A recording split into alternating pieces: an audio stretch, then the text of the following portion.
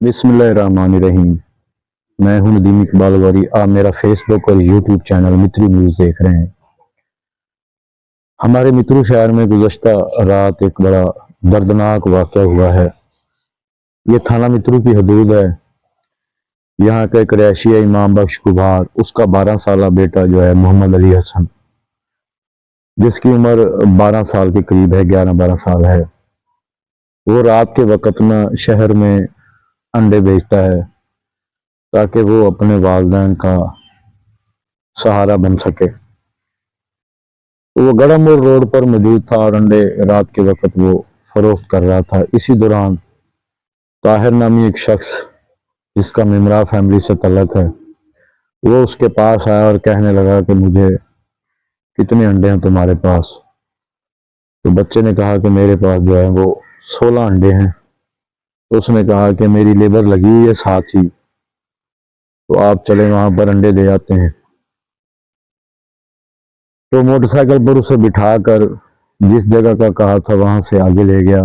चक number 71 के भी एक वीरान डेरे पर ले गया। वहां जाकर उसने बच्चे से जबरदस्ती बदफेली की और उसे धमकी दी कि अगर शोर किया तो तुम्हें कत्ल कर दूंगा।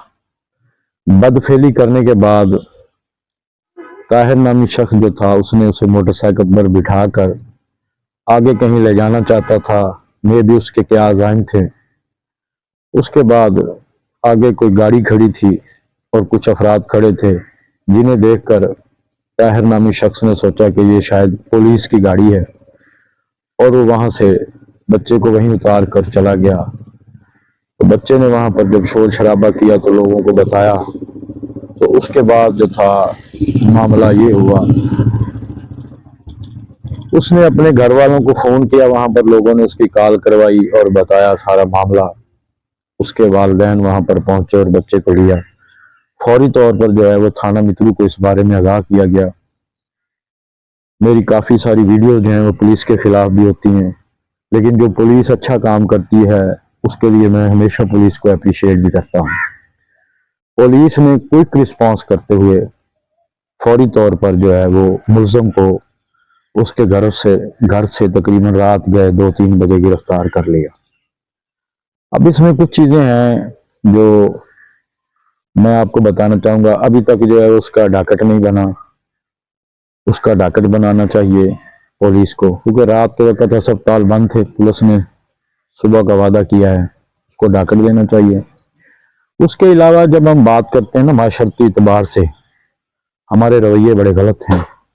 हम हर चीज़ इंतज़ामिया पर या दूसरे लोगों पर कुछ चीज़ें थोप देते हैं, लेकिन हमें भी ख्याल करना चाहिए, अपने बच्चों की खुद केयर करनी चाहिए, क्योंकि सिस्टम इस किस्म का है कि आप जो है ना इसमें जिंदा रहना मेरे ख्याल से भी काफ़ी मुश्किल है।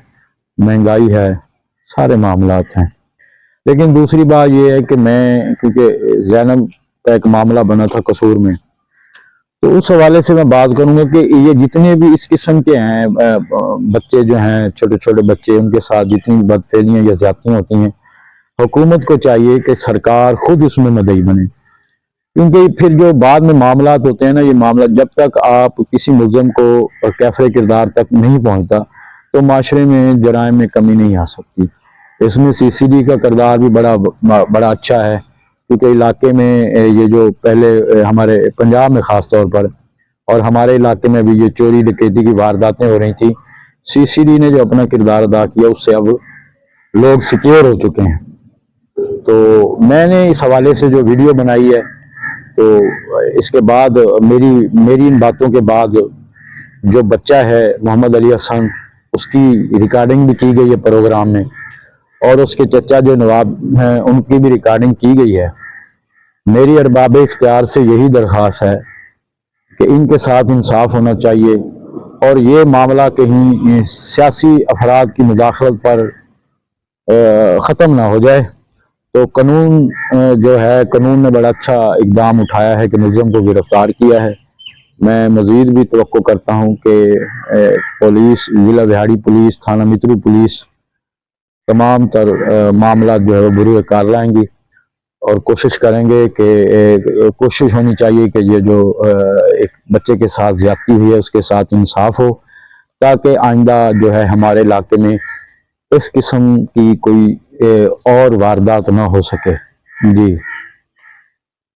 अच्छा दस के होया ही तू अंडे विच ने के ना है तेरा? मोहम्मद अली हसन। मोहम्मद अली हसन। रात के होया पता? मैं अंडे विच न वधाई केड़ी जगह ते? गड़ा मोड़ा रोड वाल अच्छा इत्थे विच न वधाई ते बंदा आया जिन्हें 16 अंडे चाहिए। लेबर मेरी खड़ी है ते 16 अंडे दे कितने नाल दे से? अच्छा मैं आख्या 50 नाल दे सा 16 अंडे आधे घाट नहीं होंदे। मैं आख्या चलो 45 नाल आधे एक डे च एक दिता है। थोड़ी देर बाद गड़ा मोड़ रोड वाले उत्ते खड़ा ही वाह गया। मैं आख्या लमने कोई ना आधे लमने 16 अंडे ते मेरे ले आ पिया अच्छा ते मैंने इत्थों वरगला ते लै गई है अच्छा ते उत्थे केड़ी जगह ते लाई गई? लै गया चकमी मराम वाले च।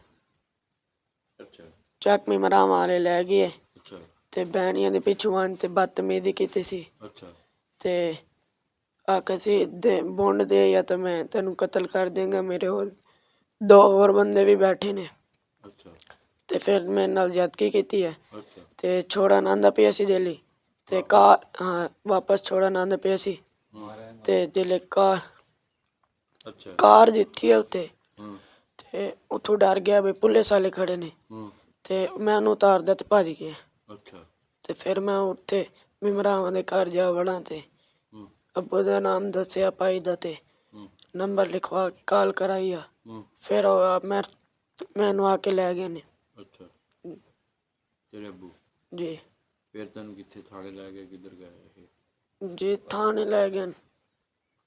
अच्छा पुलिस वाले कोई मकसद वाली गल सुनी या जी जी मुलजम सुनी मुलजम पकड़ लिया? जी मुलजम की तो शनाख्त आप कराई है भी यो बंदा है? जी बंदा पहचान लिया तू? जी हाँ रात दे अंधेरे च बदरिया मेरे उत्थे अंडे बेचना खड़ोता है। एक बंदा आए उस आते आके भी मैं अंडे लैना। उस तो बाद इनू नाल लै गया कि सारी लेबर खड़ोती है तो उन्होंने असा सारे तेरे को अंडे खरीद ले तू।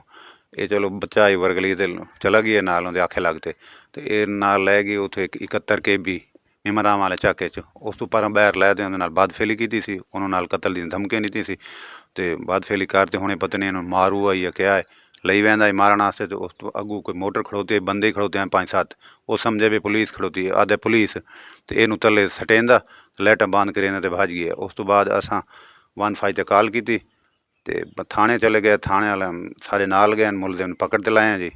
इस टाइम हवाला ते बंद पी तो मेहरबानी करो इनू सख्त तो सख्त सजा दो तो सारे नाल तावन करो जी मेहरबानी। अच्छा ये दस भी एक लै के छड़ गया मोटरसाइकिल ते लै गए मोटरसाइकिल ते लै गए तो उत्थे मोटरसाइकिल ते चढ़ाई वधाए बदफेली करते बच्चे की हालत बड़ी खराब है पई तो मेहरबानी तो हुण